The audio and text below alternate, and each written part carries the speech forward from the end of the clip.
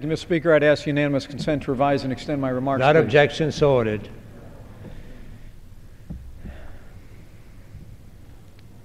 Mr. Speaker, I appreciate the distinguished ranking member for yielding and the passion that's been expressed on both sides of this issue.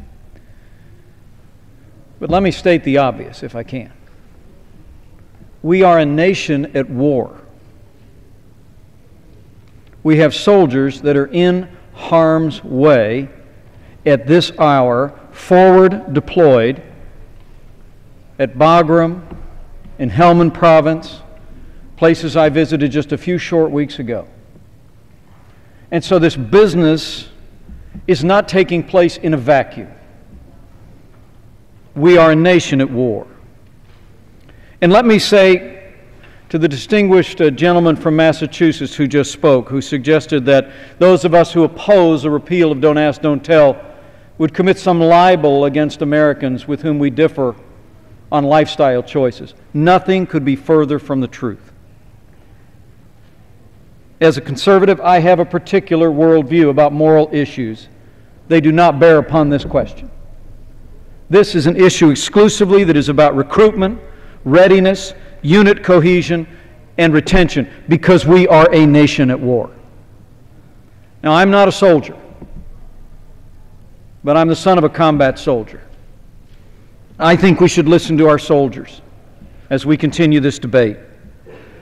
In the recent key findings of the Pentagon study, overall U.S. military predicted negative or very negative effects, 30%.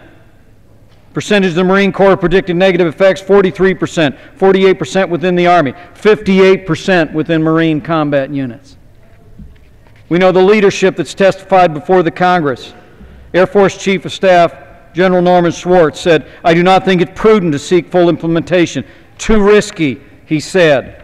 And of course, the most ominous of all was the suggestion by the Army Chief of Staff General George Casey that it said could, quote, increase the risk on our soldiers. Men and women, no one in this House would desire to increase the risk on our soldiers at a time of war. I know that. And so I rise today simply to say, let's remember the time in which we live. Let's remember the first obligation of the national government is to provide for the common defense. And I believe the first obligation in providing for the common defense is to provide the circumstances and the resources for those who wear the uniform and carry the weapon and provide the shield under which we live and our freedom survives. We're a nation at war. Reject this measure.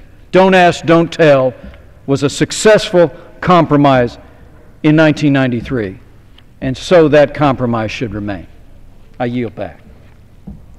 Gentlewoman from California. Thank you. Mr. Speaker, I yield 1 minute to the gentleman from Minnesota, Mr. Walz, who happens to be the highest ranking enlisted service member serving in Congress. Gentleman is recognized for 1 minute.